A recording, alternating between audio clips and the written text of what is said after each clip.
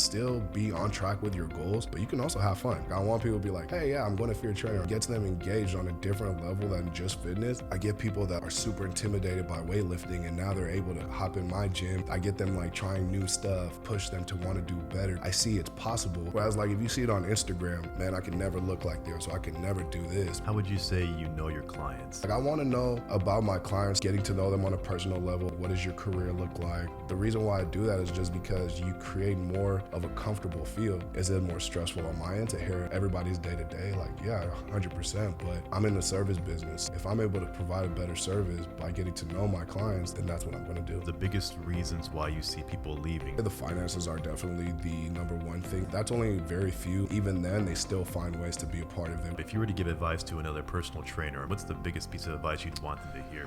Be patient and don't worry about getting a facility. Worry about building your brand.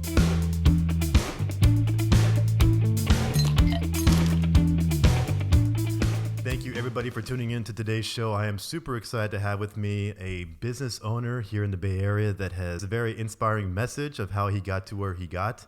And if you've seen his Instagram profile, you'll understand that this person does not mess around with their personal training, with their fitness, and with their goals.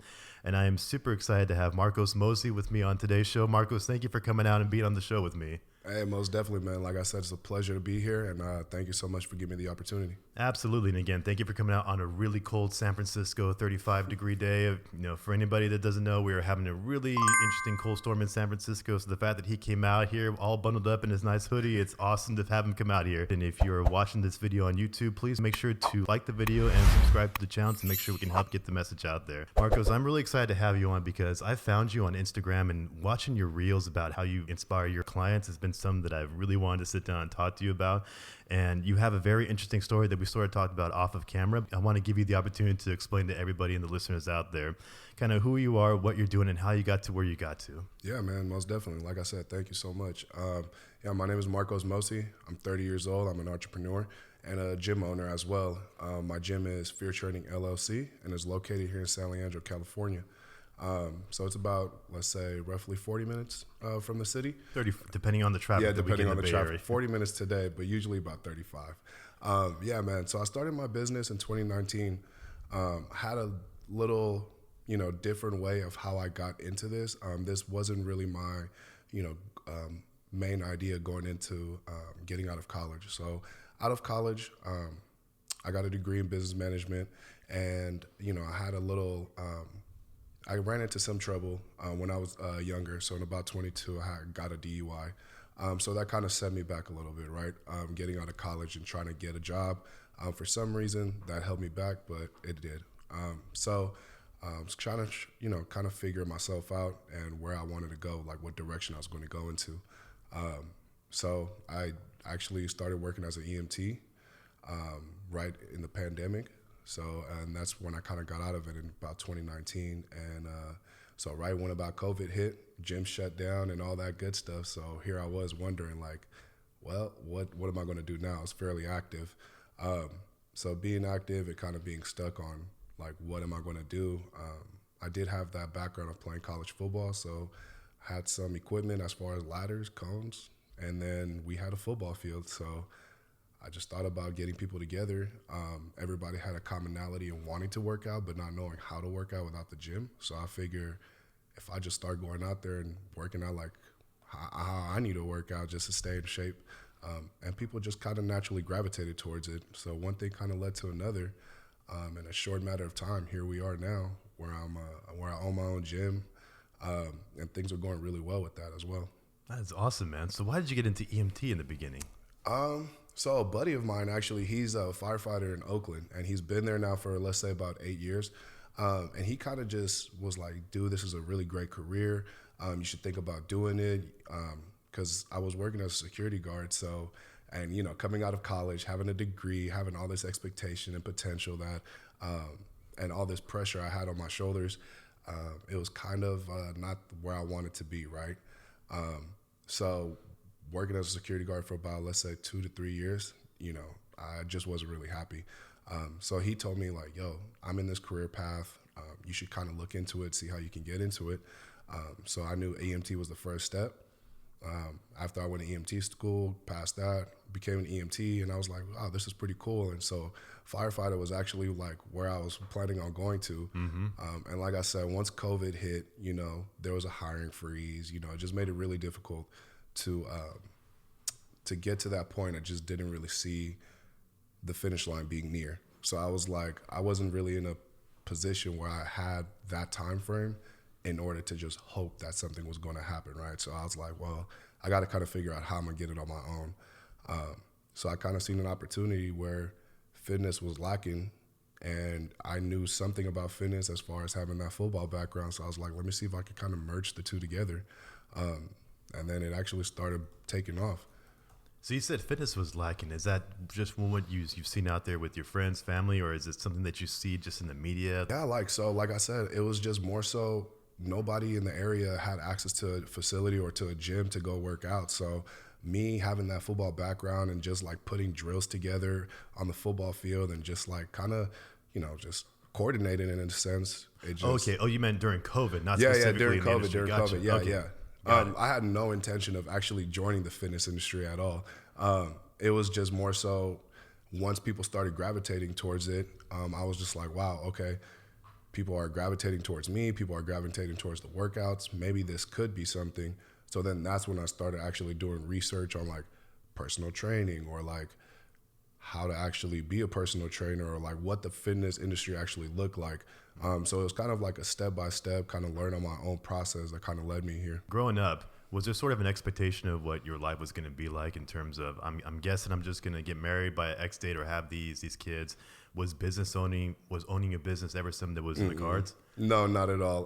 Coming out of college, like I said, I got a degree in business. So my thing was, I'm going to graduate college. I'm going to enter the corporate world and then just kind of work my way up the ladder and Gotcha. have a sustainable salary. Because, having immigrant parents and all that, that was their like expectation, like go to college, get a good job, and then, kind of help us out, and all that stuff. So, telling my parents like, hey, I'm going to kind of leave this career path and I'm going to become a personal trainer. That didn't really go over so well, right? So, And you were an immigrant from where? I was actually born in Greece. So Athens, Greece, yeah. Awesome. My dad is from Cameroon and then my mom is from Greece. And then, I was born out there. That's awesome, man. I've always wanted to go to Greece. I got to get out there one day. With that, kind of tell me or walk me through the expectations that maybe your family sort of instilled with you. Because you had kind of touched on it really fast that it was when you told them that you were going to go to college, get this degree, and enter the corporate world, the response was it not what you were expecting or hoping, or was it more of, I thought you were going to kind of stay close to home? Yeah, so that's kind of like the expectation, right? Especially like in Greek culture, you're right next to your parents and you kind of build that family and everyone's kind of like one big family, right? So the idea for me to actually go to Oklahoma and finish out my degree and play football out there, that was like unheard of. Like I'm just going way too far away from my family. And it was something new for me as well. So like I said, the expectation was kind of just, like I said, get that good high paying job. You got a degree, so it shouldn't be hard, right? And then that was kind of like follow that status quo, that American lifestyle. So where I came out and was like, hey, I see a different path for myself due to these circumstances. They were, obviously there was some clapback and they were like, well, maybe you should stay down the line and just give it some more time. But in my head, I was like, I think I have something here. I should kind of run with it and then just kind of see where it goes. And if all else fails, I can go back to the corporate world. I relate so much to that. It's something that I've taught to several guests here about our generation growing up. Is most of us were like the first generation to say you're going to get a college degree or it's expected you get a 4-year degree. And then somehow you get this big paying job and then your life just goes forward from there and they kind of don't explain to you what the next step actually is. And then you graduate and realize, okay, well, what job am I actually looking for? I kind of just assume I was going to find that big paying job, but now I'm kind of not really sure what I want to do. And I can definitely tell you that you're not the only one that's actually that's been put in that similar spot where I think I'm supposed to go this way because everybody tells me I'm supposed to, but this is something that I got a feeling about. I don't know what it is. I don't know where it's going to take me, but it just feels like it's right. It feels like it's normal. And you went to school in Oklahoma. Yeah. So you were Sooner. No, I went to a Division II school out there, so it was actually called Southwestern Oklahoma State. Nice. So my whole direction that I took, out of high school, I went to Sacramento State, went there for 2 years, transferred out to Menlo College for a year. And then from there, I ended up going to Southwestern Oklahoma State. Oh, gotcha. So it's a whole like journeyman mentality that I've been on. Yeah, so it's been kind of all over the place with me. So to kind of now be where I'm at right now, where it's like super stable and like I have just a one-way trajectory, it's a lot more comfortable right now. Now, did you go out there for the football scholarship? Or Yeah, football scholarship. Gotcha. Yeah. And was it also kind of, I need to get away from what I grew up and I need to see the world, if you will? Nah, man. It was just, there was an opportunity. I needed to finish school. I wanted to play ball. And I was going with a couple of buddies of mine from Menlo. So I was like, well, if I'm going with my friends, like I could get to finish school. I get to play football still. I just need to get it done. I was like, 2 years, let me just go ahead and get it done. Just because I knew I needed to get my degree. I kind of wish I had the opportunity to kind of go away to college, go somewhere far across the country and say, I just want to live in a different area, see how it is, get my degree there, and then maybe I come back. And for me, I end up staying close by, but it's always something that I've wanted to do. So to hear somebody else who was able to say, I'm going to leave what my comfort zone actually is. So while you're in college, was there anything while you were playing football that sort of you latched onto in terms of the physical fitness that you had to maintain in order to be an actual successful football player? Yeah, for sure. I think it's just the discipline, man. Being a scholar athlete, you get into a lot of small arguments with the student body because they feel like you're overly privileged. You don't have the same, like you don't have to work and go to school and all that good stuff, but they don't realize like the amount of work that student athletes put in, right? So I think for me, I've always been really used, again, having immigrant parents, I've always been really used to having like that discipline, focus on school, focus on sports. So for me, I didn't really grow up with many like outside distractions. I wasn't really like going out when I was in high school or anything like that. I was very like narrow-minded onto like what I wanted to do. And I knew I had to go to college and I knew my parents weren't going to pay for it. So the only thing I had the option of was get a scholarship. So again, I just knew that my focus was on that. So when I got to college, again, just having that same like disciplined mindset, disciplined schedule. You need to be at weights at 6 a.m., class by 8 a.m., and then practice afterwards, study hall afterwards. And then for me, it just kind of made things easy because you already know what your schedule is. So for me, it was just kind of falling in line with it, and it was something that I was already used to. So I kind of take that with my mentality now and kind of take that same approach to how I live my life now. Whereas as long as I know what I have to do and I'm just not like going about my day like, oh, I wonder what today's going to bring. I feel like I have a good, like something is going to get done, or at least something positive is going to happen out of it. Gotcha. Well, sort of talk to me about the days in college that, we call them the dog days, the days where you just you don't have it in you to work out, or I just don't, maybe I'm not getting up for this game we got next week, whatever it is. You easily could have said, maybe I just want to walk away from this. Maybe I just, it's not for me. I'm not, the coach wants me to achieve A, B, and C, and it just ain't happening. Do you have any experiences like that you can sort of relate to the obstacles that you face in your fitness journey? Yeah, no, most definitely, man. And this one is like, it's still kind of like, it still hits me from time to time. I had a lot of talent. Being my size, I had a lot of speed, I had a lot of talent that I knew that I could go to the next level. But the thing that held me back was just injuries. So I had a history of those. Then going to Oklahoma, being away from home, sure enough, right before the game, our first game of me being out there, my senior year, I get injured. So I had a couple torn ligaments in my ankle. And I actually just was like, you know what? I'm going to play this whole season with these torn ligaments. And I'll figure it out later. I'm like, this is my last year. So here we go. So obviously, playing time didn't come how I wanted to because I was injured. And I was just kind of fighting through an injury. So there was a point where I hit like a depressive state, just because, again, being an athlete was all I knew.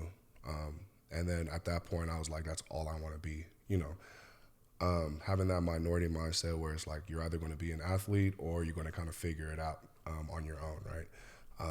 So I was just trying to figure out, like, okay, what now? Like, I'm not around my parents. Home is really far. It's expensive. So it was really just kind of me, my roommates, and that was that.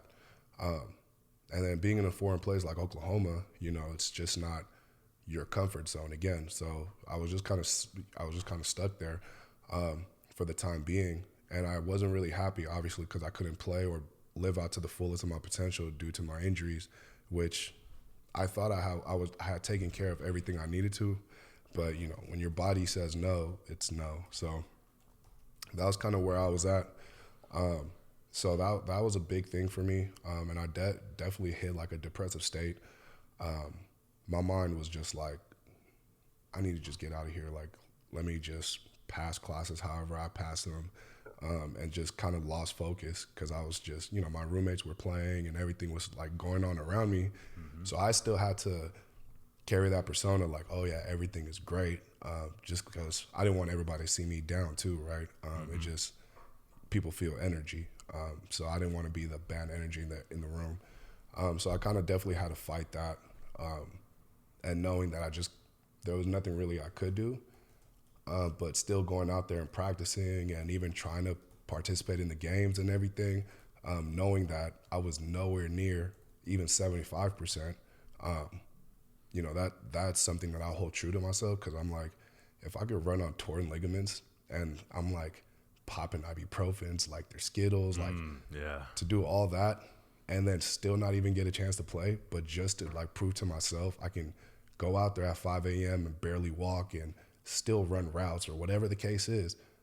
I mean, there was times where I could barely walk, but if I had to get in the field or whatever it was, I would try until my body just couldn't do it anymore. That's so great to hear because this speaks to something that you probably see now in your industry and in the fitness industry. From the people that I've talked to here, is one of the biggest challenges can be how do you help clients overcome what they might perceive as failure? Or if somebody comes in with expectations, classic example is they might pull a picture off the internet of some famous person and say, I want to look like this, get me to look like them. And then if they don't achieve that goal by a desired time frame, whatever that is, they can kind of feel like a failure, which is where a lot of people tend to drop off in the fitness industry. Gym owners will probably tell you, you might say the same thing. January 1, I get a lot of interest. Yeah. By February 1, I don't know where everybody went or where a lot of them went. Yeah. So to hear you say that when you're in college, there's these days where things are out of your control. You get injured, freak accident, whatever it is, you can't control getting injured. And you easily could have said, woe is me, the system's against me, or it's this person's fault that I tripped over this or whatever. The coaching staff didn't do their job to get me healed up and prepared for the next game. And for you to actually say, I have to find a way to pull myself out of this funk that I'm in. I have to find a way to actually get myself back in the field. Kind of walk me through specifically, how do you kind of overcome that ease to just say, I'm done with this?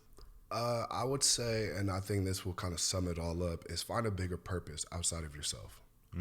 So whatever that may be, it's easy to kind of give up if you're like, hey, if I don't reach this goal for myself by this time frame, and you don't, it's kind of easy to be like, oh man, well, there goes all my motivation. I just had to work for myself. But if you look for something else outside, like an external motivator, like for me, it was my parents. I knew that there was no way everything they sacrificed that I can go out here and not try, or just be like, oh yeah, I'm hurt, or like, oh yeah, so I should just sit back and just let whatever happens happen. Because I've seen my parents struggle. I've seen them on the days they wake up completely sick or whatever it may be, they still go out there and work or provide and do whatever they have to do for me to get in that position. So I felt it was going to be disrespectful if I don't at least give it my all. Now, if I achieve it, and if I achieve it, great. But if I don't achieve it, but I know that I tried as hard as I could, and I just didn't achieve it, at least I could walk around with my head high and be like, I gave it all I had, versus just being like, well, it was a tough situation.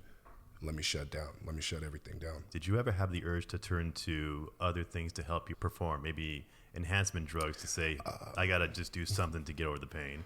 Yeah, I did. And I think if someone says they haven't, they would be lying. I wanted to play so bad, man. I don't think people understood how hard I worked in the off season. And like I said, just being a bigger guy and being able to maintain, I played tight end, so being a bigger guy, I had to be agile. And to be as agile as I was, that took a lot of work. So to never get a full chance or a full opportunity to be to go out there and really showcase what I had, to no fault of my own, but that was very frustrating. So I think just kind of, like I said, finding that external factor. So you have to have a purpose that's bigger than yourself if you're going to really succeed, I feel like. Because if you just kind of depend all on yourself, or you just put all that pressure on yourself for yourself, I feel like the chances of failing are a little higher, or the chances of not working as hard is a little higher. Do you remember what that point was that you hit where you said, I want to do good, I want to not fail for somebody else, but there's a limit. There's a point where I'm like, if I don't make it after this point here, I'm okay because I know I gave it my all. I'll say in the middle of the year, I knew my ankle was done. I was just like, you know what? I'm going to try to do what I can. I had aspirations to go to the next level, or at least try to have an NFL pro day and all that. But I always told myself, when I started playing football at 15, I always told myself, if there's a situation where I need surgery, I'm done. So I knew the way my ankle felt, I was like, there's no way that this is just like time off. This is like, I need surgery. So like, let's say halfway through the year, I kind of checked out because I knew where my end was. Mm-hmm. So I spent like the last half of the year like thinking, okay, what's next? So that's where kind of my mindset now shifted. It was like, what's next? Versus just being like, all right, shut down mode. This didn't work. Like whatever the case is. That fear of, if I don't accomplish this goal, then I'm a failure. So if this means I need to take this, X, whatever it is, then I'm going to do it because I need to make sure I achieve that level. And then you don't realize you might realize, but not feel it for a while, that you're doing your body more harm than good because you're trying to get the quick fix. Exactly. And I kind of noticed that. And I didn't do anything like too crazy or for even like a long extended period of time. It was just, again, having ligament issues and then taking those type of enhancements, which do more damage to your ligaments, just didn't mesh. So I found out very quickly. And again, I was just fortunate that my body's pretty reactive. So I found out really quickly that I should probably stop. Well, good job. And I think it's big that we talk about it, because even in the fitness industry as a whole, for just everyday people who want to just be in shape, it's the ease to actually go to find that magic pill that's going to make you drop all this fat magically, or it's going to give you these big, huge muscles and have no consequences whatsoever. It doesn't exist. Your body's meant the way it is. And if you want to get there, you have to work really hard. It's going to take a long time. Yeah. And for some people, they want it. Well, actually, a lot of people, they want it now. I see it a lot. Kind of progressing away from college. So you finish college, and the NFL thing is just not working out. I'm guessing, correct? Yeah. So then you come back to Sacramento. Go back to Hayward. You go back to Hayward. Okay. Yeah. So where are you at this point in life? What's the next steps now that you went there? You went to Oklahoma. You tried to accomplish the NFL goal. It didn't happen. Where are you at now in your life? So now I started trying to look for the corporate job. I tried.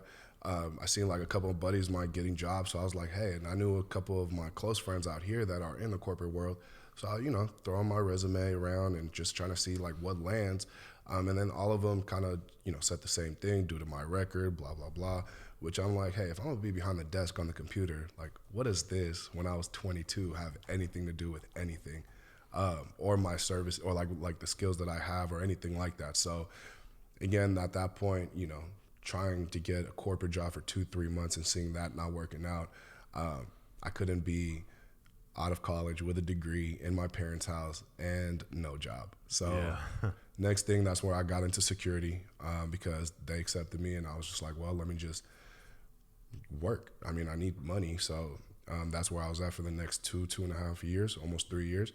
And then that's when I started going where my buddy was like, hey, try to get into this first responder world and see how that kind of works with you. He was like, you're smart, you have the body for it, like just see where it takes you. So that I was like, okay, well, what's my other option? I'm like, let me just try it out. So then that's how I got into EMT. And then just when I was like trying to make strides into actually working my way to becoming a firefighter, COVID hit, and then so forth. So then that's when I was like, well, there goes another one, like another hurdle. Let me try to figure out like what else I can do in the meantime. So when you came back to Hayward, did you feel you were associating with people that made it easy for you to give up, or you were around a pretty good group of people between family and friends that were there to help motivate you in a way to keep on going, doing what you're doing? I ask that because a lot of people, if they don't achieve the goals that they want that early in life, it can be very easy to fall into a funk where people over here are getting something, whether it's money or fame, whatever it is. I want to go do what they're doing because I need to feel that I need to accomplish something. Yeah. And it may take them off the path that really is for them. And if you don't have a good, family and friend network to kind of help keep you on pace, it can be easily to fall on the wrong track. So did you ever experience that, especially at the time coming back from college? Yeah, most definitely. And I tell people all the time, man, my success that I feel that I have is very driven around the circle that I have. That being my family, my girlfriend, my friends. They've all kept me kind of narrow-minded. So coming back from college at the time, my friends and my family were really my main support system. My friends were all kind of doing well in their respective areas. And there I was like kind of just trying to figure things out, right? But they just kind of just told me like, keep your head up. Like something's going to pop off. Like you have this to offer, and if anything, you have this in your back pocket. Like you've already done what you needed to do. Like you got your college degree. You're not dumb. Like just kind of hone in on yourself and try to see like what skills or like what do you have that's valuable. So they definitely were in my ear, and they never made me feel like I wasn't on their level, or they never made me feel some type of way to where I was like, okay, I should be down on myself. So I've been really fortunate to have like really great friends and then really great parents as well. So, and for my parents, even given, they, not to say disappointed, but it's not what they expected, right? At the time. So they never made me feel like, hey, you're a loser. Like they never made me feel like, oh my God, like figure your life out. Like they never gave me more than I can handle or like push me in any extra way, because they already knew in my head I was like, dude, I'm going crazy because this is not what I want. So they knew that I was already going through that. So for them, it was just kind of being like, hey, like don't worry. For the meantime, if you need anything, we got you. But like, figure it out because we need you right now too. So did you ever get the pressure or feel the pressure? Usually it's the mother that does this. Like, you're getting older. I'm getting older. I want the grandbabies. Were you getting that? Oh yeah, for sure. I just turned 30 2 weeks ago on the 15th. So congrats. All right, thank you, man. Thank you. So I feel that, that she's told me that a couple of times. But again, I think she now sees like where my mindset is at. So she's like, okay, you're trying to accomplish things that will set you up to have that family with no excess stress or like having to worry about any finances or like what are you going to do now type of feeling. I'm kind of setting myself up to have that opportunity to have that family and give her the grandbabies that she wants and everything. Yeah, but I mean, I definitely get that. But yeah, for sure. Now, going back to that time when you were first getting that, did you ever think, or did it ever cross your mind, you know what, maybe I am better off just starting a family now. I don't have the job that I think I want, but, I'll just start the family now and then we'll just make ends meet later. Did you ever kind of have that? No way. And again, I think it's just because I see how my parents like struggled. And I mean, like, they're good now, but like seeing where we came from, having nothing, to seeing how they had to grind for something, there was no way in my mind that I was like, man, I'm gonna just have this family. Like I knew that I wanted to put my family in the best situation, or put myself in the best situation to be able to provide for my future family. So I always kind of carried that mindset, like, okay, once I'm good, then I can kind of go ahead and do what I want to do. That's big, because a lot of people may just feel that pressure and say, you know what, I'll just do that. I'll move in with mom and dad. I'll give them the grandbabies that they want. And then, I'll work odd end jobs, but it's all about the family, right? It took me till I got into my early to mid 30s before I really got my act together financially and everything. And so as you get into firefighting and EMT, what was it about that career that you enjoyed, and what did you learn from it that you sort of took to the next level? It's definitely that same. I seen that career path that had that same thing that I was used to. The discipline is just, here's your set schedule. You need to fit these parameters. Like you don't go outside of it. You have this image to uphold. The same way, like in college, being a college football player, you have an image to uphold. So you're kind of on the straight and narrow, having that discipline, having somebody behind you. And it was kind of like a football world for me, because you have the chief or whoever it is like giving you orders and stuff, and I'm like, oh, that's like being a football player again, and coach is telling you what to do. So I'm like, if I can have a career path that's in that same realm, pays good, I'm helping people out, and I get to stay in shape, wow, that sounds pretty good to me. So that's where I was kind of at with it. That's where I was kind of at with it, and I was like, dude, this is a great job. Like, what, you guys work 10 shifts a month or 12 shifts a month? I'm like, this is great. This is awesome. That can be a benefit, especially for firefighters. You get those 24-hour shifts. Yeah. Oh, you only have to work one day a week? That's just awesome, man. That's why definitely. You see some of them live so far away. It's like, I go to work, I do my one day, and then I come back. So as you're doing this is what year? 2019, 2018? 2019, going to 2019. Mm-hmm. Gotcha. And then you're doing this throughout the whole pandemic, correct? Oh, yeah, majority of it. So I'll say I started EMT when I was 2018. So 2018 and 2019, and then I got out of it in 2019. Gotcha. And what made you get out of it? Again, I just seen that finish line of becoming a firefighter, that timeline was just a little too long for me. And I felt like there was just more so like with COVID happening, there was just more of a hiring freeze, trying to get to do like station visits was a lot tougher just because there were now COVID guidelines, right? So it was just one of those things where you had to give up a lot of your time and you kind of had to see where you fit in just because a lot of stations weren't opening their doors as easily as prior to COVID. So I was just like, wow, this is like 4 to 5 years. And then this is like, before I was working as an EMT to go to the next level and work as a 911 EMT. And I'm like, wow, these hours, man. I'm like, these hours are brutal. The pay is kind of brutal. So I'm like, there has to be another way. I don't have this much time to give for this amount of money for this long. Based on my family situation, I just knew I wanted to get them out of wherever we were currently at, and just put everybody in a better state. So I just felt like for me, it just wasn't going to be that good of a situation just based off that time frame alone. And let's say the time frame was going to be about 4 to 5 years plus.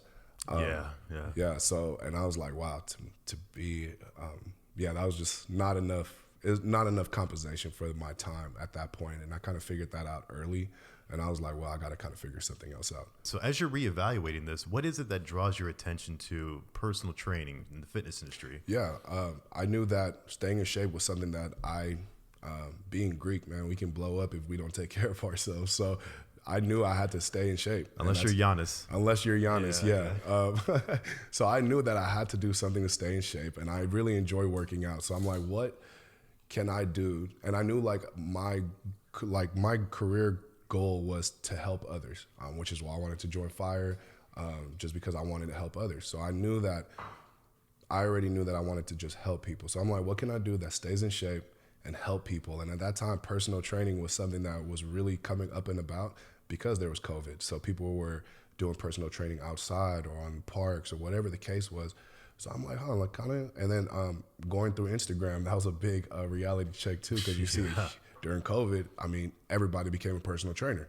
So I'm like, what is this personal training? Like, how does this even go? Because for me, I just knew personal training were the guys or women in the gym. But I never knew about personal training on the private aspect of it. So I was like, oh, well, let me see how this can be, because you can make more money. This can be something. I already have fear. Maybe if I tie fear with fitness, and then I'm like, well, fear and fitness sound kind of scary, but I'm like, maybe that could be a good thing. So I just kind of meshed the two together and kind of seen where that went. And then just from just doing my research, I'm like, well, let me just see what this personal training thing is about. I already got people gravitating towards me. People like the workouts. So I'm like, what if I were a little more polished and actually did some research on it? And then, just kind of got interested in it. I was like, wow, this looks kind of cool. I get to wear shorts and sweats to work. I'm like, maybe I should look into this. So this whole thing started with you taking some equipment and going out to like a park, correct? And just hitting people up on Instagram saying, hey, I'm about to do this fitness class, or how did that work? Nah, I just had a ladder. I had a few agility ladders and some cones. And then I had one of my best friends, he lived right across the street from me, and I had helped him with his weight loss journey. So we were just like, dude, the gyms are shut down. Well, we still got to work out, dude. Like, let's go hit the field. And then people, we would obviously put it on Instagram, we're running, I have my dog out there running with us and stuff like that. So people were like, hey, what are you guys doing? And we're like, well, we're working out. What else you want us to do? And then people were like, hey, can I come work out with you? Yeah, sure. And then one person came, then a couple people came. And then, everybody kind of individually would work out. They kind of caught on and started working out on the fields or doing something outdoors, right? So people would see us on a day-to-day basis. We would out there maybe 4 to 5 times a week. So people would see us and kind of catch on, hey, what are you guys doing? Hey, who are you guys? And we're just like, well, at the time I was just like, well, hey, gyms are shut down. If you guys want to work out, we'll be out here every single day from this time to this time. You're more than welcome to join.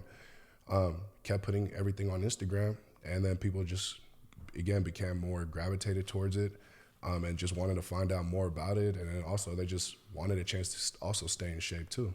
Now, did you guys have a specific workout plan, or you just said, we're going to go out there and we're going to figure it out? I'm going to figure it out. Yeah. Like I said, I only had a couple of things. And I was just like, I don't know what I'm doing. So I would just see some cool things on Instagram too. And I'm like, I knew a lot of the drills that I ran through spring football or even fall camp. And I'm like, well, I'm going to just put these people through football workouts. I'm like, that's all I knew at the time anyway. So, yeah. So what were people looking for from what you saw? Was it just, I got to get out the house because the gyms are closed? Or was it, hey, I actually am trying to accomplish this. I have a goal in mind of what I want to do. Were you getting that aspect, or were you getting just people saying, I want to get out the house? No, I think at that time and point, it was definitely people just wanting to get out the house. Again, not a lot of people were very familiar with outdoor workouts, or, when we didn't have really a choice and we were restricted from being outside, everybody just wanted to look for an opportunity to actually be outside. So since me and my buddies, we kind of, I'm gonna softly say, we kind of ignored all those guidelines and we were outside all the time. People were just like, well, all right, I guess I'm going to go outside too. So they kind of just followed along. And I mean, we were doing very positive thing. Don't get me wrong. We got kicked out of the field many times by law enforcement and all that. And they were telling us to not be there. And we would literally just walk down around the corner and come right back on the field. But eventually they knew, like, okay, well, they're not doing anything bad. But yeah, so it was just kind of just going out on a limb and just kind of doing something positive for everybody. That's awesome. Were you calling it a class or a get together? Just workouts, get-togethers. Yeah, just workouts. What were you learning from the people who were there, and what were you picking up on that made you say, you know what, this is something that I want to this might go somewhere? What was that like? It was just people really, like, once I started seeing people consistently coming out there, and the numbers grew from just me, my boy, and my dog, to now that we have 3 people. We have a couple of high school kids. Now there's people that were also working out on the field wanting to join us, and we went from 2 people and a dog to about 10 people, 20 people. So kind of just seeing that, and I'm like, wow, these people are kind of listening to me, one, and then they don't even care what I put them through, and I'm just kind of making this up as I go. But people are enjoying it. Like, people are looking forward to coming out here every single day, and they're asking me when's the next one, or like picking locations and like, hey, can we do a workout here? Or like, hey, can we do this? So I was like, oh, you guys are really interested in this. So for me, it was just like, let me get out the house, let me work out, to now people actually looking forward to the workout and wanting to be there and like throwing suggestions at me and asking me questions if I'm a personal trainer or anything. I'm like, nah, man, I'm just out here trying to bring people together and just work out, because we can't work out right now. It's amazing how you can just sort of fall into something that you thought was just I'm just doing this for fun, and it's turning into something that actually, this could be a thing. This could be a business model. This could be something that people are actually enjoying. They're coming out. They're joining the whole workout routine. They're talking about to their friends. I got more people coming out here. Like, this is really something, man. When you see that, it makes sense that it's becoming a passion for you. Like, I want to get better at this. I want to go to the next step. So what was the next step at that point when you were getting all these people showing up? What was the next progression? The next progression, I was like, well, at that point, there were a lot of on Instagram, you would find a lot of warehouses that were liquidating equipment. Obviously, didn't have enough money, or didn't have a lot of money at that point. So all I could really afford were 3 kettlebells and like 2 medicine balls. And I was like, well, I also have these ladders. So now I got some weight, some ladders, and 2 balls. I'm like, I think I can make something out of this. So again, that was the next progression. I was really fortunate enough to have some space in my backyard as well. That was just like a complete, like just trash bin. It was just a whole bunch of trash, just broken pieces of wood back there. And I have a couple of clips and stuff of that on my Instagram as well. But yeah, it was just a whole bunch of trash. And I was like, well, there's space. I'm like, maybe if I get some equipment, look at how much it could even cost, or put some flooring down, maybe I can have a little gym. And I was like, I need to work out. I'm tired of running. I was like, I want some weights. So I was like, I have this space. I think something could come out of this space. So just rallied up my mom and my dad, and I was like, look, there's a lot of trash back here. I think we can use this space for something. And I was like, if anything, I want some weights, because we don't know how long this is going to last.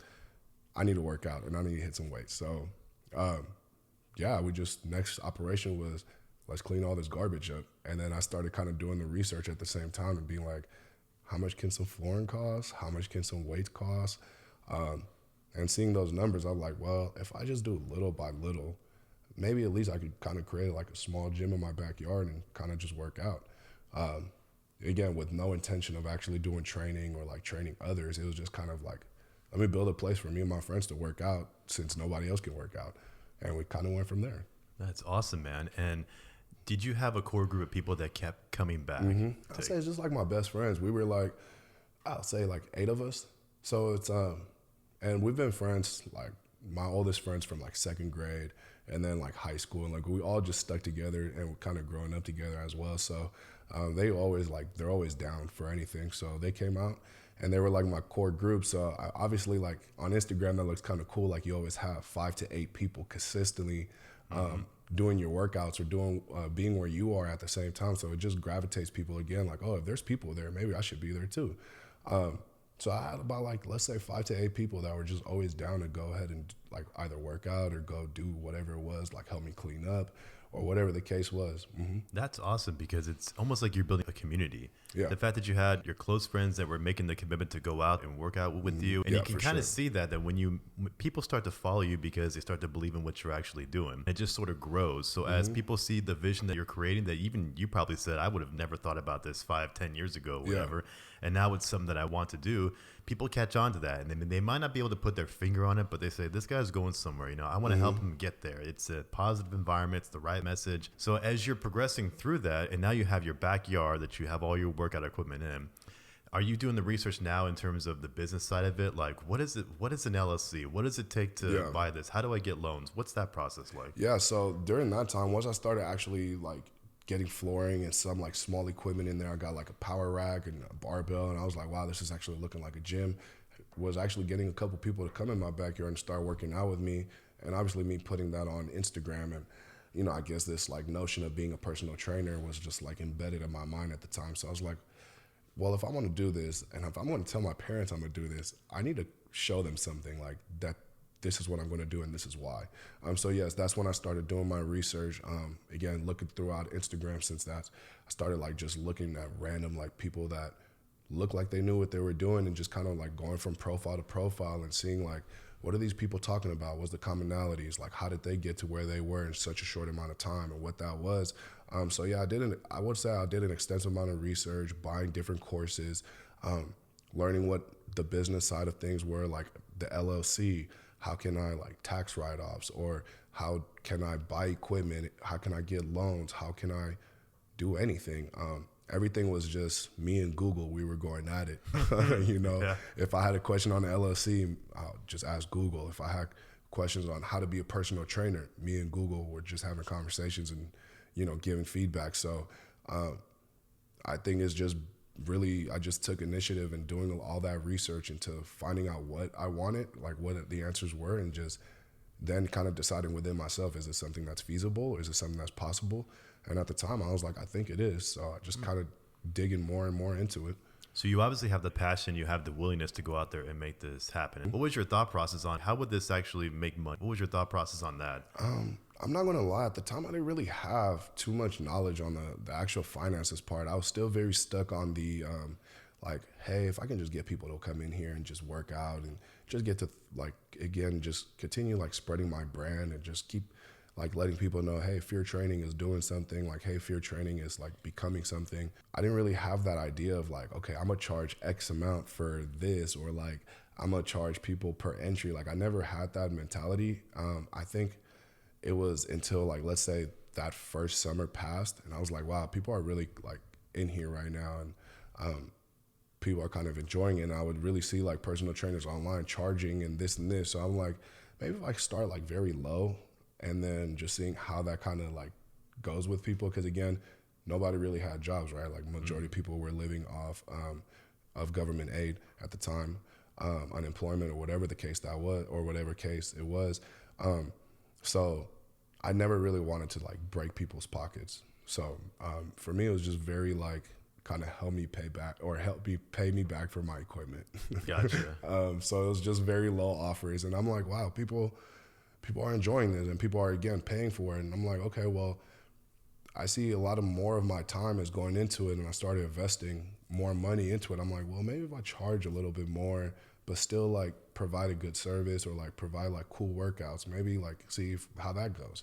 And I would say like it will be on a month-to-month basis where I'll slowly like start increasing my prices, or like hey, I'm gonna do a group workout, $10, like, and see how many people would actually bite the reel and see how they would come in. And yeah, I mean, it just started kind of growing, and I seen people like were willing to pay, and I was like, all right, well, let me just kind of see how this goes on a day-to-day or month-to-month basis, and then just kind of see where it goes from there. When did you get all your personal training certifications, all that stuff? That summer. So as soon as like I started putting some equipment in my backyard and the cleaning, I was like, yeah, I got to get certified if I want to train people. Because for me, I'm like, if I'm gonna do something, if I'm gonna do something, I'm gonna do it the right way, right? I don't want people to like put me on the spot and be like, hey, well, let me see your certification, if they ever did, and then I'm like, I don't have it. Exactly. Yeah, you don't want to be caught like that.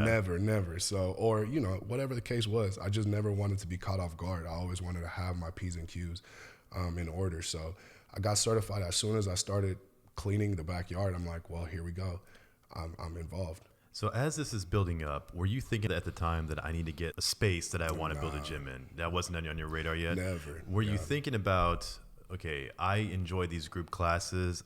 I'm kind of just throwing it together, but I'm getting feedback from people that they want more of a structure. Like maybe today it's going to be leg day. Tomorrow it's going to be chest day, whatever it is. Yeah. Were you getting that sort of feedback from people, or they just want to come in and say, tell me what to do today? Yeah, they want to just come in, and again, just having that football knowledge or football background. Obviously, I went through numerous fall camps and all strength and training programs. So I wasn't completely clueless when it came down to having a sustainable like weight training program. I knew a little bit about it. So again, I just started like the same way that we would develop in football. I would kind of bring that mentality, or I'll kind of bring that same type of programming, but kind of make it more of a general type of workout versus like the explosive, high intense workouts we would do in football. I would just kind of minimize that, but kind of throw in the same type of like workouts in general, but just kind of lower the intensity. And because that's all I knew at the time, there was like already kind of like a structure into it. And again, people were not as familiar with like the type of like football workouts or the intensity of it. So me kind of bringing that to them in like a general way that everyone could feel comfortable and do, it was something new for them as well versus the traditional like power lifting or like bodybuilding style that a lot of people are intimidated by. But if I'm like, big guy like me doing kettlebell swings and jumping on stuff, and then they're like, hey, why are you doing that? Or like, I'm just doing lunges or whatever.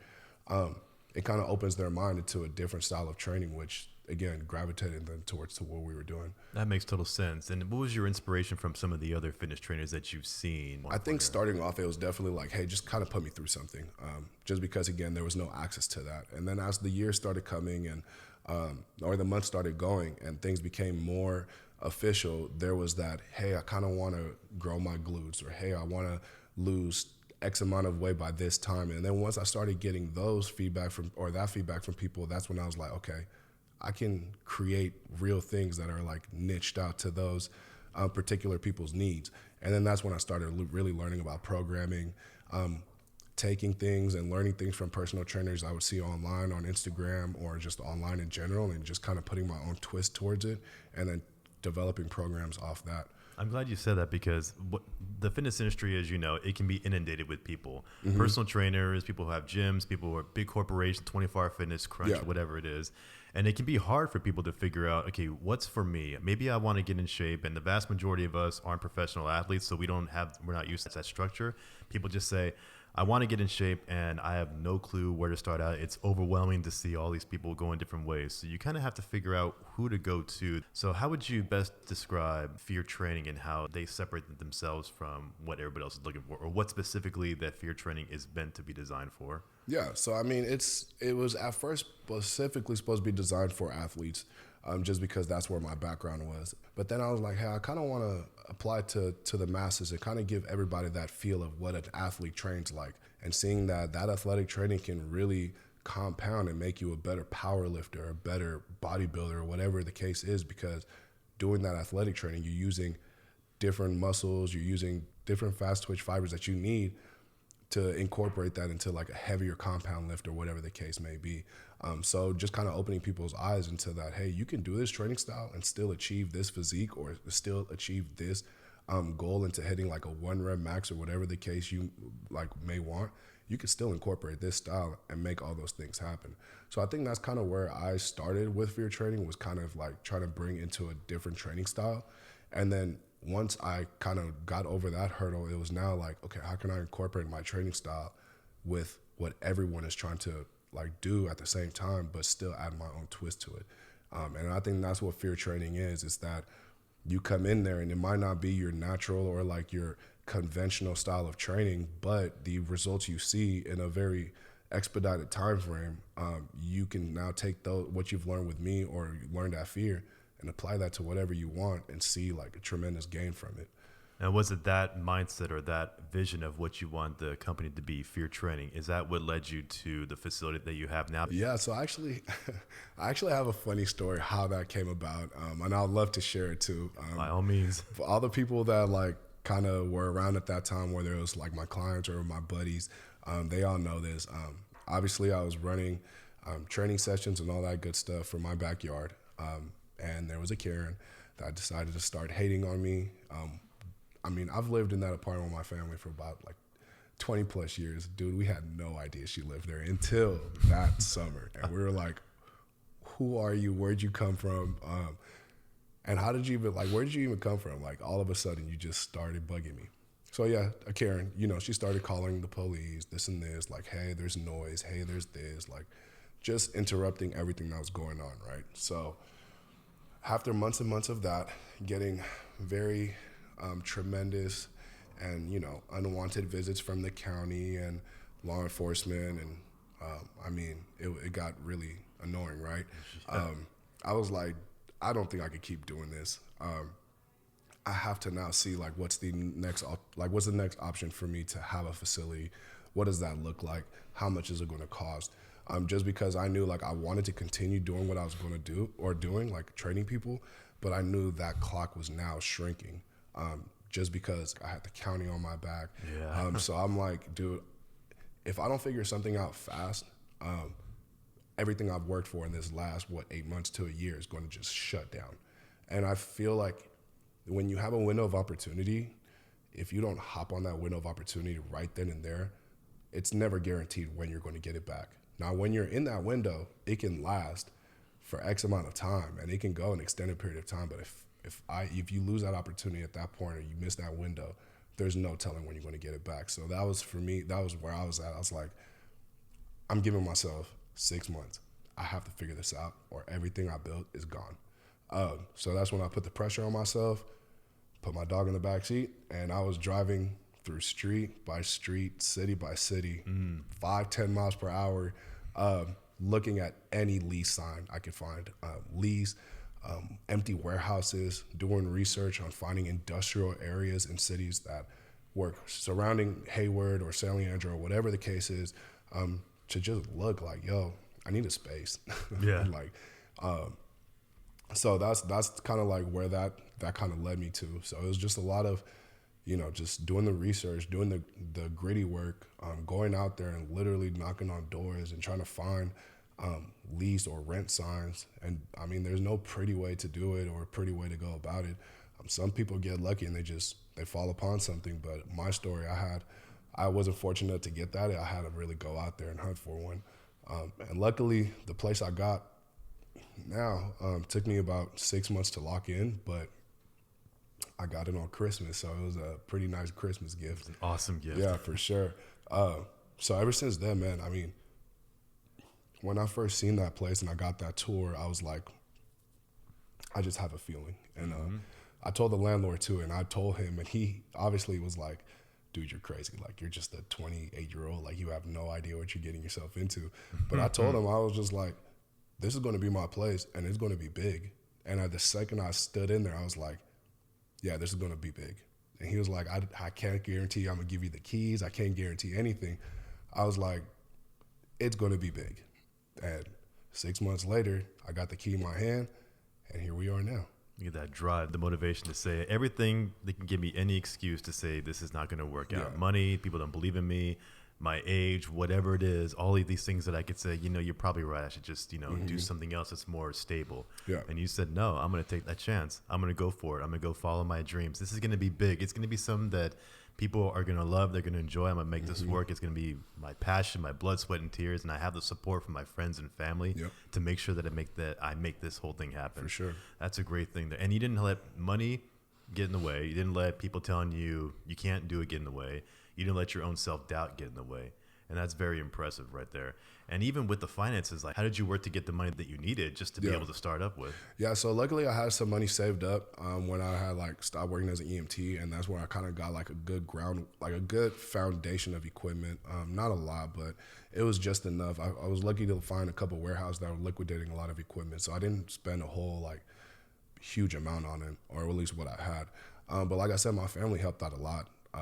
It was kind of like we all went all in on this all together.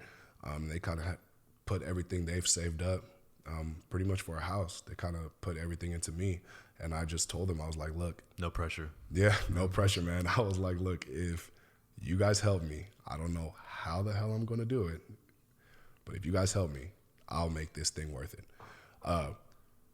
So they were just like, all right, well,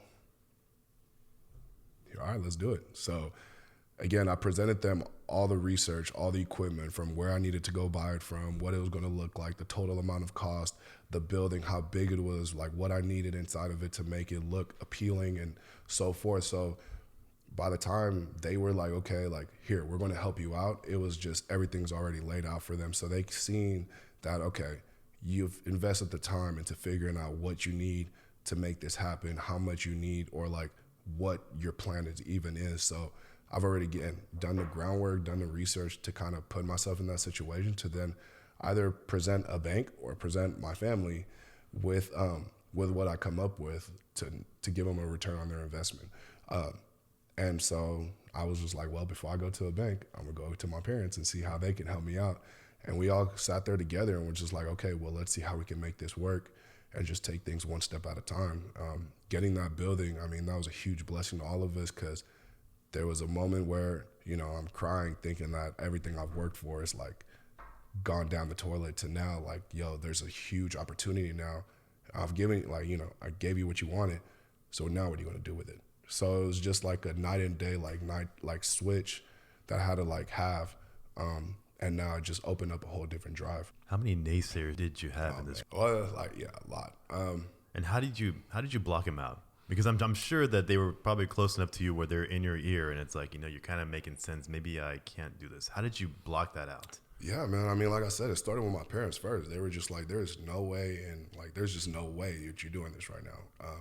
But again, I think they just, and had a couple of friends that were like, dude, this is going to be really tough, or had like outside people that were just like, yo, the industry is so saturated. Like, how are you going to differentiate yourself from everybody else doing this? And again, like during COVID, everybody was a personal trainer. Like, how are you going to do this? Like, how everyone's doing this.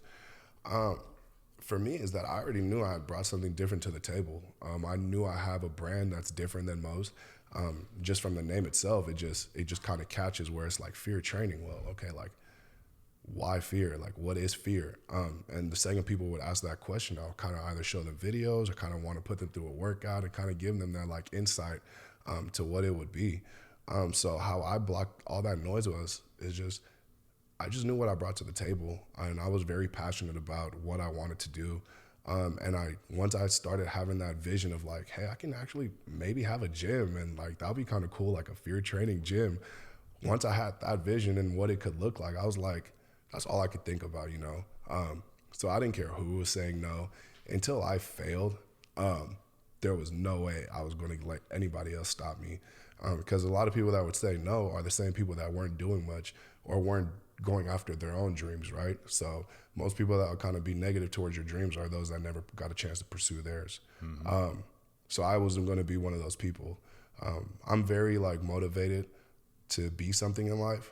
So until, again, I fail, the same way like in college with my ankle, until I just couldn't go no more, that's the kind of mentality I have. So until I fail, nobody could tell me otherwise.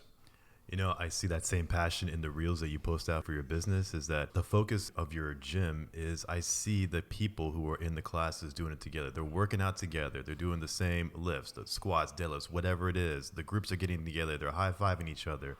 There's that sense of community there, that sense of belonging that people just want to be a part of.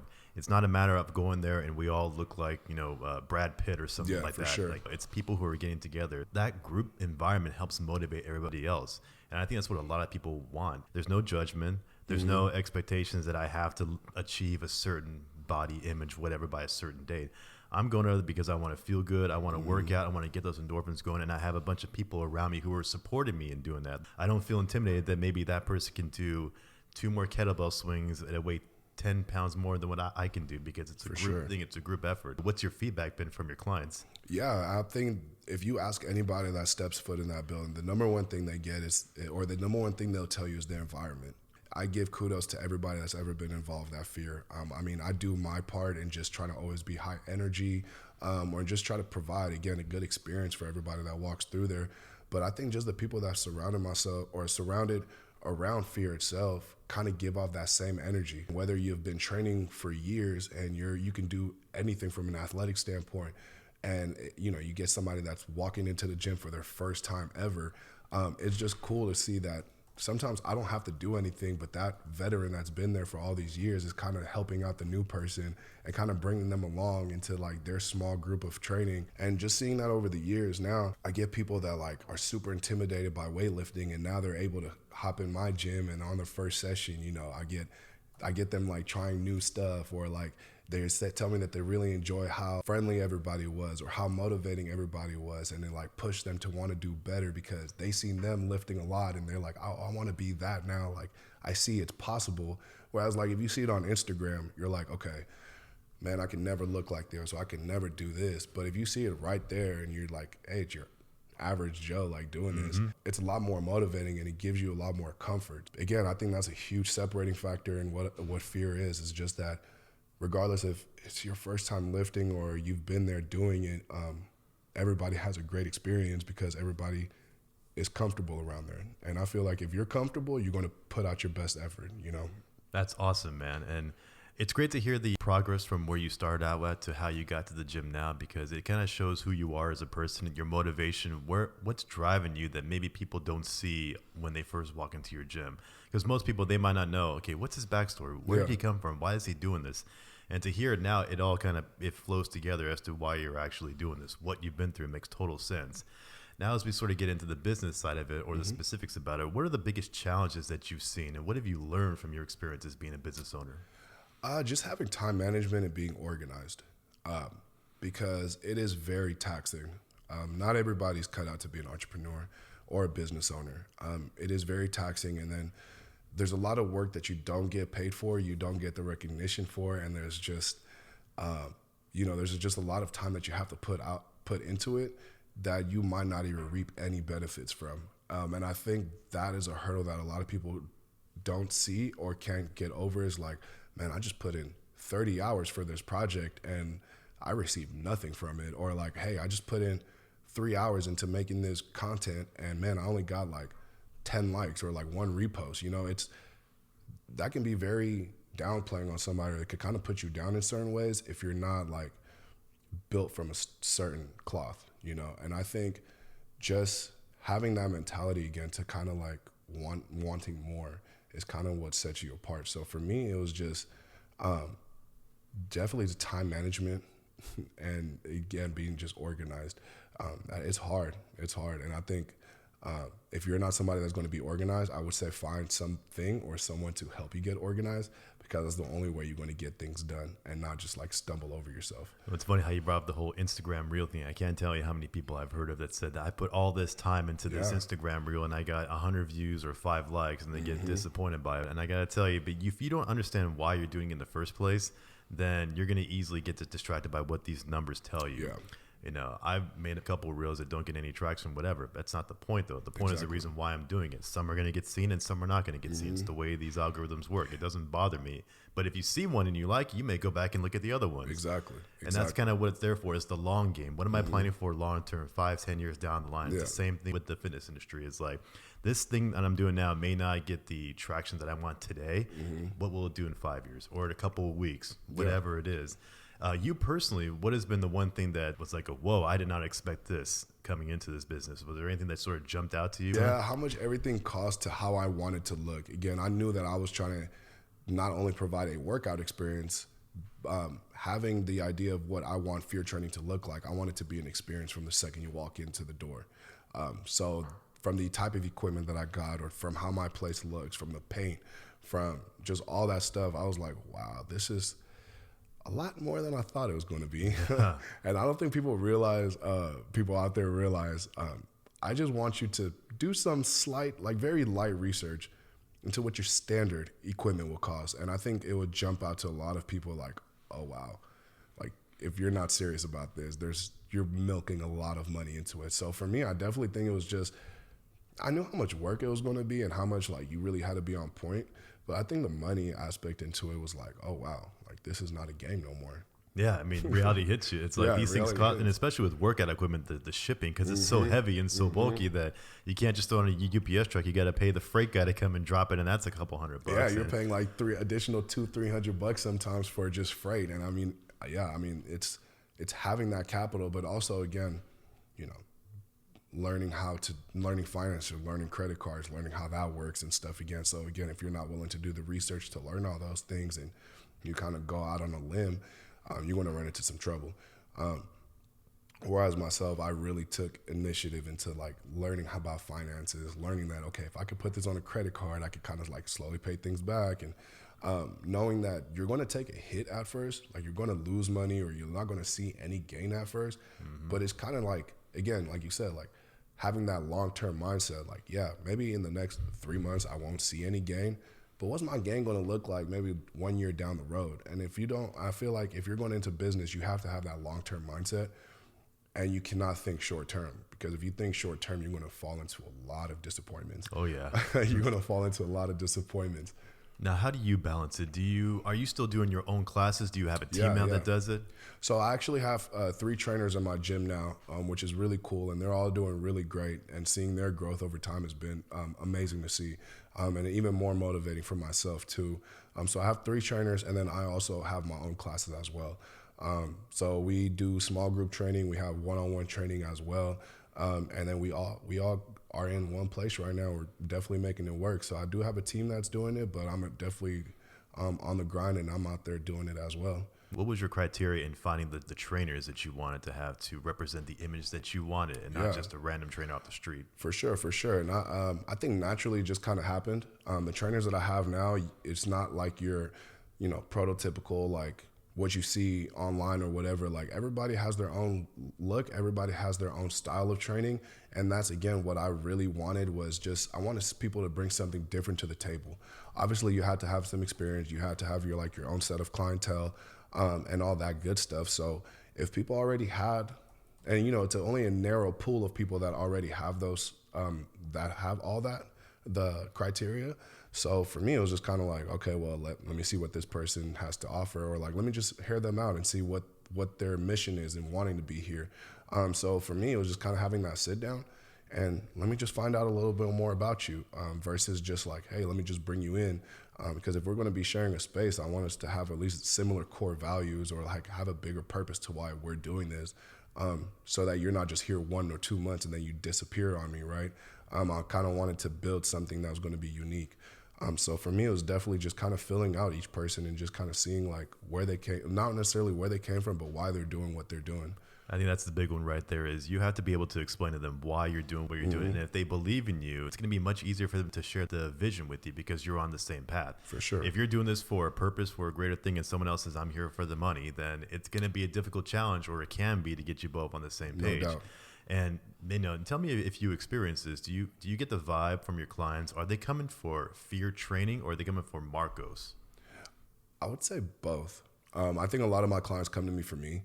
But then also too, I've had those clients that, they leave for a little bit and then they're just like, dude, I just have to come back, just because the environment is so cool. Like I don't get the same workout that I do when I'm in the building. So I think is, again, having that overall experience coming into FEAR is what drives you to want to come back. Now, obviously, I think I'm a pretty cool guy, so you want to come back for myself too, right? But I think it's just the energy people feel, and then just the camaraderie that people feel from the other people that are training there as well, that makes them want to come back. We have music blasting. We have, different trainers doing different type of style of workouts. So I might be hosting like a strength training class right at the moment. Then I have my other trainer, she's doing a HIIT class. Then I have another trainer doing boxing class, like boxing techniques. So, you know, you're getting hit from all corners and seeing like so many different things to where you're like, oh man, like this place is kind of cool. Like I want to come back for some more. So I think just it kind of happened naturally, and there was just a natural flow of having so many unique styles, but again, just having a lot of people with the same commonality and common goals to want to help people become their best. Well, I think that's a big thing there, because as long as you can clearly explain to people or your trainers why you're doing what you're doing, then you know that when I'm out there doing a class, then the person who's running the class now, it's going to be the same thing, the same vibe. Yeah, exactly. That Markos doesn't do it this way and somebody else does it that way. For sure. Have you been to some of the more, I'm say corporate gyms, but the more up and coming ones around here, like Rumble and Barry's Boot Camp? Have you seen their environment? Yeah, so I've been to Barry's. I'm familiar with like Orange Theory, and like I've familiar with I forgot the other one, but yeah, I have been a few other like training studios, and then also like private gyms as well, to kind of get like a different feel on them. And again, I've done my research on a lot to just kind of see like how they kind of like do their workouts, or just what type of like environment or culture do they have around with their clients and stuff like that. So again, couple Google searches of finding private gyms in my area, and just kind of going on YouTube and seeing if I find stuff on them. And like, what have you learned in seeing how other companies or personal people, how they run their gyms? Like, what do you like about it that you say, this is something I want to emulate? And what do you say, this is great, but it's not for me, not for the image that I want to bring for FEAR training? I think a lot of places just are very honed into the corporate. Like, even if it's like a studio or whatever it is, like they have to have that corporate feel. Whereas myself, I want there to be a feel like there's no hierarchy.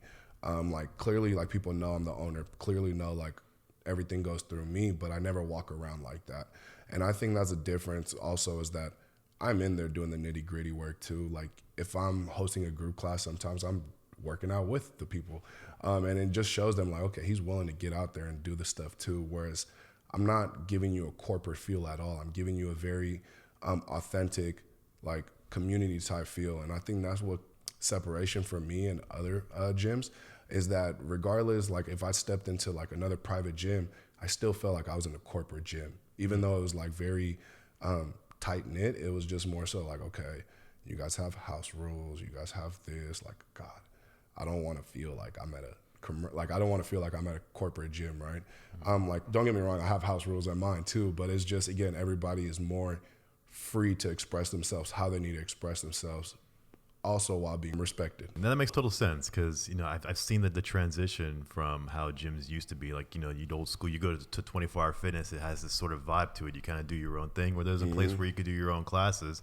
And then things change. We have like Soul Cycle over here, Barry's, Rumble, Orange Theory, all these up and coming gyms that sort of have their own image as to what they want to build and how they want their classes to look. It can be confusing for a lot of people to figure out what actually flows for them, or what are they going to get. How does turnover work for you? Do you get a lot of people who come and try it once and then they never see them back again, or do you seem to have a core group? I have a pretty core group, and I've seen it kind of grow down. It's very rare that I just have somebody that comes in for like a single month or a single day, and they don't want to come back. At minimum, they want to at least try 2 months and just see where things go. Well, I'm glad you brought that up, because one thing I wanted to ask you was the biggest reasons why you see people leaving. Is it because of the money? Is it because of the time frame? Like, you know, I get off work at 7 and your last class is 6:30, so I can't make it. Or people just not enjoying it, whatever it is. What has been the biggest reasons that you've seen why people may not come back? Yeah, it's finances. Being a private gym, again, I'm trying to provide, you know, top-notch service. And the second you walk in, I make sure that you feel that with the equipment that's there. So obviously, with what I try to offer is a little more on the higher end side. So I would say the finances are definitely the number one thing that's either stopping somebody from wanting to train with me, or just being a part of FEAR, or continue on the longer term of side. That's only very few, like a very few amount of them. And then even then, they still find ways to be a part of it, whether it's like group classes or whatever the case is. So yeah, they might have a turnover where they're not with me on that personal training side of things, but they're still involved with FEAR and somehow. And I think that's what makes me different, is that I give you an opportunity to still be a part of it, even if you're not fully invested into it. Now, how are most people finding you? Is it word of mouth? Is it Instagram? How do you advertise? Yeah, word of mouth on Instagram right now. Obviously, like from my Instagram, I've been trying to be very consistent on that. I'm making that turn to YouTube now, just because algorithm things with Instagram, it's pretty annoying.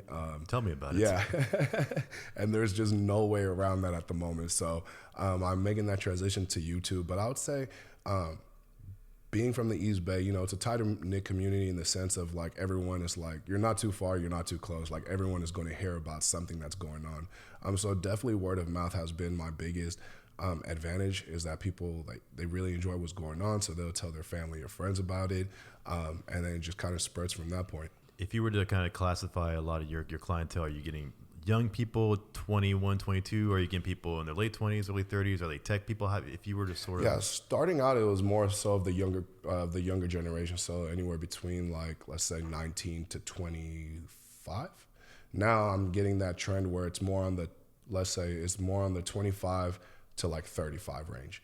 It's those people that are like, okay, I'm getting to this next chapter of my life.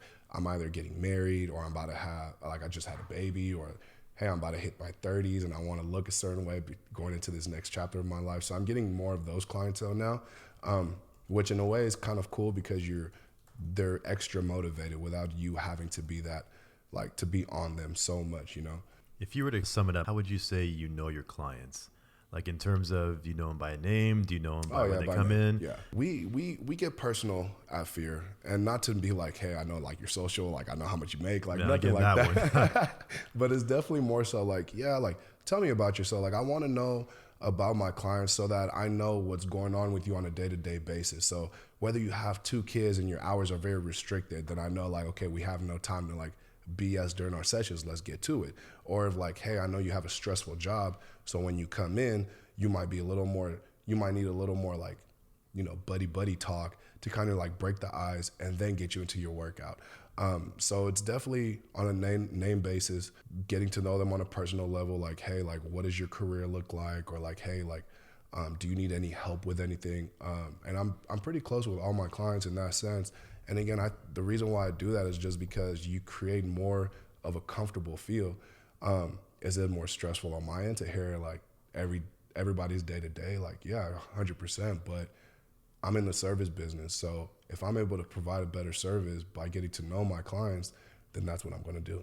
See, I think it's big that you do that. That's one thing that I hate to say it, but a lot of gym/workout areas they don't do. Mm-hmm. You've heard of ClassPass, right? Yeah. So ClassPass is one of the things that I try every now and then. If I have time, I'll try a new gym here. It's close by, or there's a class going on over here, and I may go there for a specific purpose. Maybe it's a boxing class or a yoga class, whatever it is. But whether I tell them or not, I'm also judging them. Not judging is a bad word to say. I'm also filling them out to see, is this the same type of vibe that I kind of want to be associated with? If that person that I walk into at the front desk asks me what my name is and automatically starts to want to build some sort of a business relationship with me, that sets them apart from somebody that says, okay, your class is over there. Thank you for coming in. Mm-hmm. But a lot of people don't catch that. They're like, okay, someone's coming in, so we're making the money. They start to wonder, well, why is my turnover ratio so high? Mm-hmm. Or I signed up for a ClassPass for a gym and I'm not getting a lot of people. It's not doing what it's supposed to do. And not realizing that it's how you build that relationship with your clients. The little things like knowing where they work, how close they live by, it's their son's birthday, things that most people don't even think about asking. And it goes to simple management, or I should say leadership things, traits that when you see someone that does that, you kind of want to be associated with it. Mm-hmm. And eventually it sort of breaks the whole idea of money, because you realize this, I'm not paying for a specific thing. I'm paying to be a part of a community. Exactly. And I think it was your 30th birthday, was it, that you posted on Instagram where you had the cake and everybody's around singing happy birthday? Things like that, people want to be a part of, because you don't get that when you go to X corporate gym. It's just you come in, you do your class, and then you leave. You may get my repeat business because you're giving me a good deal, but loyal business is something where I'm willing to pay more for something that may not be quite as good, just to continue doing business with you, because I have that relationship. No doubt. And building that loyal business team and relationship with your clients, it's big. Yeah, I've been very blessed, man. I won't say that obviously I have I have aspirations to be a lot bigger than what I currently am, but to do what I've done in the last 1 year, I think it's speaks volume to my character. And it speaks volume to everybody that's involved as well. Like that 30th birthday, I mean, that was amazing just to see like that turnout. And again, that's something I take pride in, is that I want people, I do things like have like an annual barbecue, or like have like networking events, or like just throw like small little parties. Whatever it may be, again, is just to take people out of the fitness realm, and then just show them like, hey, you can still be on track with your goals, but you can also have fun. Like, you don't have to be super serious. Or I don't want people to be like, oh my God, here I go. I'm going to FEAR training. I'm about to die. Oh God, here we go. Like, I want people to be like, hey, yeah, I'm going to FEAR training. Or, hey, did you hear about FEAR training had a Halloween party? Like, stuff like that. And it gets them engaged on a different level than just fitness. But then it also like shows them like, oh my God, like these dudes just had a party last week, and now they're grinding again, and they're getting great results and all that stuff. So it just shows like there's more to it than just me trying to take money from you and then just give you a workout. That's awesome. Now, what's the future of FEAR hold? Where do you see this? What's your big plan? I got a lot of plans for FEAR, man, but definitely my biggest goal is that I want to open a bigger gym. And the bigger gym wouldn't be a private gym. It would be like an actual like open gym. Not necessarily to compete with like the corporate gyms, but it would be more of like on the nicer end, and like kind of private, but not really a private gym. Like, you'll have open access to it. So that's definitely like my next goal, and to where I see FEAR going. Now, would it be like your neighborhood gym? Like, this is Markos Gym in Hayward or San Leandro, and it's kind of like a lot of people who live nearby go there because they feel they trust you. Almost like, you ever see the movie Dodgeball? Yeah. Like Average Joe's kind of a gym, where it's like, it's a community compared to the big global gym corporate one over there that has all the fancy LED screens and all the other stuff. So it's, I guess I want to say it's going to be in between the two. So I don't see myself like franchising and just getting like 30 locations. That's not really like the business model that I want to follow. Whereas I want to have like maybe 5 or 4 locations, but varying like prestige areas. So maybe like, for instance, like San Diego, Bay Area, and then wherever else like things take me. But those are just like things out there. But I know like I do want to open one in the Bay Area and just have it be something that's completely different from like your traditional like corporate gym. And there isn't one like that in the Bay Area right now. So I want to be the first to market, to have it the way that I have it now, with a community base and everything. Gotcha. And stand out. Now, I want to ask you this, because this is something that I've heard from a lot of personal trainers. One of their biggest challenges that they have is the time, not say the time commitment, but finding the right time for their client, because everybody has different work schedules or different things going on in their life. And it can be very difficult to, let's say for a class, find that sweet spot where we know everybody can actually make it. Yeah. How have you personally dealt with that, seen it, and how do you try to overcome it? The way I do my scheduling and everything, I give my clients the ability to schedule themselves. So we never have to run into a problem like, hey, you're Monday, Tuesday from this time to this time, and that's it, because we have the next one filled up. I give my clients the opportunity to schedule themselves. So it kind of like takes away from the like running into it, or like, oh my God, I'm not able to make it today, so now I have to wait till next week because that's my like day to work out. So you have personal clients, and then you have the group classes, correct? Yeah. Okay, so for whatever, so we're talking about the personal clients. So for the group classes, have you been trying to figure out what the best time frame is? Are you getting pushback from clients? Yeah, so I right now have majority of my group classes are like at a 6:30 time frame. So that seems to be like the sweet spot. Everyone's getting off work and is able to make it. Sometimes traffic gets in the way of that, but more so rather than like the actual time frame is just more so like, do I have enough time to do it? And again, because I'm like working on like different projects, I'm just like, do I have enough time to give into like doing a group class on top of what I'm doing with like my personal clients? So rather than finding that sweet spot where everyone can make it, is more so finding that sweet spot that I'm able to do it on a consistent basis. So I don't think for like longer term, I won't even be the one that would be actually running a lot of the group classes. Whereas I'll be giving my other trainers the opportunity to do those group classes, just because, again, I'm trying to do, in order for me to grow the business the way I need to grow it, I can't always be there.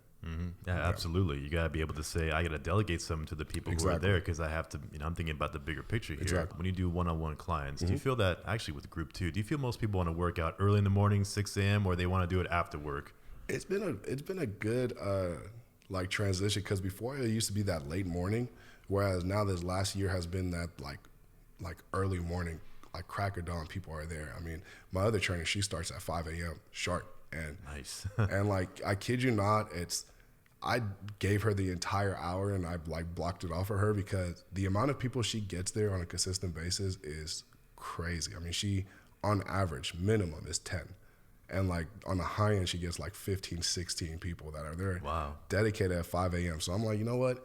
That's you. You go ahead and handle that. Now, I mean, what's her feedback been on that? Are these people that work from home a lot? So it's, I want to get out the way and then I get They're busy. They're busy. They have regular jobs and they leave that training session. They go right to work and stuff like that. So, and they're dedicated, high dedicated. But I've definitely seen a lot of people that 5, 6, 7 a.m. has been like the prime time now.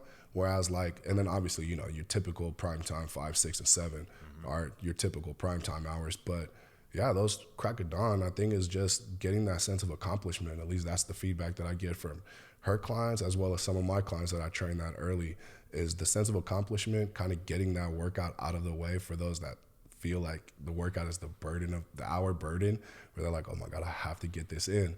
You get it done at 6 or 7 in the morning. Now you don't have to worry about it all day. You feel accomplished. I'm going to make a statement and you tell me what sounds more accurate. Okay. If I'm a client and you have a schedule that's available, 5 a.m. to 7 p.m., whatever it is, and this one class that I want to do is at 5 a.m., are you hearing from clients either A, 5 a.m., I'm there, I'll do what I got to do to make it, or is it, you know, could we make it at 7 because, you know, I got things going on? Which one seems to be more accurate from what you've seen? I'm not even going to lie, I'm getting a lot more clients that are like, hey, can you do the 5 a.m.? And I'm like, nah. Wow. So, yeah, which is wild. I'm like, wow, you guys want to do 5, 6 a.m. on a consistent basis, where I mean, I've had 3 clients reach out to me that I can recently like just know off the top of my head. They're like, hey, can you do like 5 or like 5:30 in the morning? I'm like, I can. Is this group or individual? Individuals, yeah. Individual and like small groups. So I'll say I can. If it's more than one, I'll be like, all right, I'll do it. But usually if it's like just a single client, just because again, how like long my days are, I'm like to get up an extra hour or 2 hours earlier takes a huge effect, right, towards the remainder of my day. So I kind of have to like sacrifice sometimes on a specific client, or I kind of just like be like, hey, I'm not able to do it, but one of my other trainers, she has like space available, or he has space available. So maybe I'll kind of delegate or like, you know, kick it off to them and throw them the lob. So I would say it's definitely half and half. Some people are able to make those early ones and they request it. Some request like a more later one because the mornings don't work. So I think it's very depending on their schedules. And it's interesting because when you do one-on-one clients, there's only so many hours in a day. You can't double book people, or maybe if you're really clever, you can have double book them. I don't know, but it can be very challenging because if everybody wants 5 a.m., you're like, I can only do one person at 5 a.m. I got 6 a.m. Sorry, I got to go to work. It ain't gonna happen. And I see that as being a challenge with a lot of individual trainers. Is how do you sort of find that? How do you make it work? So always trying to pick brains of other people. When you ask them to go to one of your other trainers, is that for an individual or for a group class? Like I guess it would just depend. They would talk it with that trainer and see like what their preference is. I always ask, do you prefer like small group or do you prefer one-on-one? I always give that opportunity to give me the answer. I always push clients to try the semi-private, which is like the small group, just again because I try to emphasize that community feel, and like, you don't have to do this alone. Like, I want you to have a support system that's not going to be myself or like your support system. I want you to have a support system within this facility and gym. Now there's people that are able to just do one-on-ones and that's what they're comfortable with. But so, you know, they would discuss it with the other trainer, see what's available. But I always try to push for them to do the small group training. Now, for the people that maybe they just don't want to do the training anymore, do they, I guess you could say, do they vote more with their voice and tell you, here's why I can't do it anymore? Or do they vote more with their actions and just stop showing up? Some of them stop showing up, and I kind of reach back out like, hey, like what happened? And they would kind of tell me like, oh, like circumstances changed and so forth. And then there's other ones that tell me like, hey, like I really love this, or like, but this came up and it sucks. I'm not able to do this anymore. So I guess it goes by person, but for those that are like, you know, things come up, I always tell them like, hey, things happen, like don't stress off of it. Like wherever I'm at within that time frame, you're ready to come back, I'll always have a spot for you. So you make them like, you let them leave, but then let them know that they're always welcome back. So if you could sum it up, if you were to give advice to another personal trainer, or maybe someone that wants to follow the same journey as you and build their own gym, what's the biggest piece of advice you'd want them to hear from your experience? Be patient and don't worry about getting a facility. Worry about building your brand. And I think a lot of people have that notion like, okay, once I get a building, people will come. But that's very wrong, because once you sign for that building, you now have rent. And if you're like stressing on how you're going to make rent, you're going to make bad business decisions. My priority was building my brand and solidifying my brand before I got the building. And I think that's what's like made for a smooth transition, is that I did the hard part first. So if I had any advice or give any advice to anybody out there, is be patient in your business journey and don't rush things. Do the research, because there's no like quick answer. You can't just like maybe you can, but in most cases you're not just going to fall into a great situation. So it's like, if you're willing to do something, do the extensive research and finding out all the answers that you may face. I'm going to ask you one more thing here, and be honest with me on this one. Yeah. What's more accurate for Markos' future? Building a community and a brand, and the money that I get from it is what I get, or getting more zeros on the paycheck? Markos' vision is definitely going to be to build FEAR to be as big as it could possibly be. That's by getting that next gym and really making a prominent fitness brand, not just in the Bay Area, but outside of the Bay Area as well. Knowing that if I take care of that, the other zeros will come about. I'm very like driven right now to building this FEAR community and building this FEAR brand to, again, just being as big as it could possibly be. Whether it's the gym side of it or just the clothing or whatever it may be, is just the overall brand itself. So I think that's where my main focus is right now. And even though I have other business ventures that I'm pursuing, I know those will take care of itself. But like my bread and butter, like where everything is at, like my baby is FEAR. Markos will be tied to FEAR, not anything else. No matter what other business venture I have, Markos is not really tied to that. You'll know Markos from FEAR Training. So Markos knows why he's doing this. Markos knows what this business is, and the money is a result. Whatever that money is coming in, it's a result of what I'm doing. The main thing is I got my vision.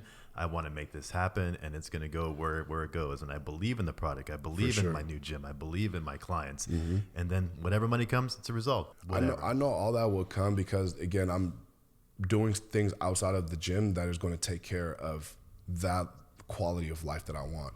But again, what I'm like 100% honed in on is making sure that FEAR Training is, when you talk about you want to visit the Bay Area and you're a fitness influencer or whatever the case is, the same way people go to Philadelphia for Fusion Gym or you go to Texas for Alpha Land, I want people to be like, hey, I'm coming to the Bay Area because I need to see what FEAR Training is about. I need to see what this gym looks like, or I need to feel the energy in FEAR Training, or I just need to fly from wherever you are because I just need to see this gym. I want it to be that prominent fitness brand, again, not just in the Bay Area, but just in general.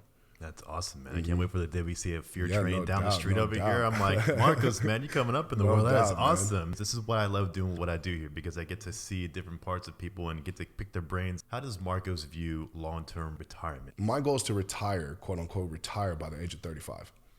So that's 5 years. I want to be in a position where if I don't want to work, I don't have to work. So that's my long-term goal. Like that's my like short-term goal, but I don't see myself ever just like kicking back and I'm like, like everything is done. I'm good. So for me, I don't really see a point in my life where I'm just done working. I feel like I'm always looking for the next big thing or like another opportunity to where I can grow what's already being built. So I never see I never see long-term like, okay, there's a time where I'm just going to like kick back and chill. But I want to put myself in a position that if I do want to, I can. But even if I get there, I don't see myself like actually just calling it quits and being like, yeah, everything is running by itself. Like, I think I'm good. Regardless how many zeros it's there, I think I'm still always going to be like, all right, this can be better. Like, how can I do something else that can help somebody else out? Or like, what more value can I bring to what's already going on out there? It's that financial independence. You want to be able to say, you know what, if I had to stop working, I know I'd be okay, sure. But that doesn't mean I want to not work anymore. The idea of sitting on a beach drinking margaritas all day, that might be cool for a day or two, but I got to get back to work. You know, trying to do that all day, every day is not fun. It looks like it's fun on TV. You see all these movies, but yeah, overtime, it ain't going to happen. For sure. This has been awesome, man. Well, we're going to have to wrap it up, Markos. This has been a great conversation. Thank you again for coming out. I learned a lot about the personal training industry, the fitness industry specifically, how you built your business. This is great stuff. I know I have a lot of personal trainer friends that are going to be excited to hear your point of view. For sure. Because everybody wants to learn something from somebody else, and you know, what can they take to help them with their business? What's the best way for people to reach out to you or get a hold of you? Yeah, man. Like I said, before I get into that, I want to just really thank you for this opportunity, man. This has been a dope opportunity. And anytime I can come up, get an opportunity to speak about fear, one, I think is just a crazy blessing because, again, it came from a small idea to now where we are. But best way you can reach me, man, is my Instagram. The handle is FEAR Training. And if you want to follow my gym page, it's just FEAR Training LLC. That's the best way you can reach me out and check out my content. Just make sure you follow me and stay tuned for my YouTube. That's going to be coming out and popping, man. And we got some really dope projects that's going to be coming on YouTube. So stay in tune for that. That's awesome. And I will put the links down below in the description for either Spotify app or YouTube. So you can just simply click on the link. It'll take you right to his page.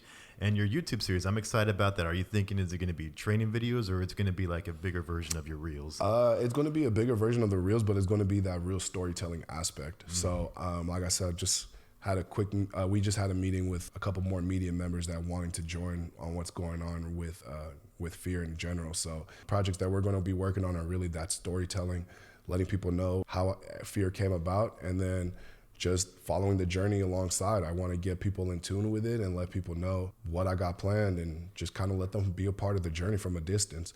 So that's going to be my transition now, is going to be really tying in that community outside of fear and try to get people all involved into it. That sounds like a blast, man. I'm excited for it. I can't wait to see what's on YouTube. And trust me, just being on the YouTube platform itself, you know, it can be overwhelming, but at the same time, it can also be very fulfilling, especially when you know the reason why you're doing it. Yeah. And just getting that message out there to people.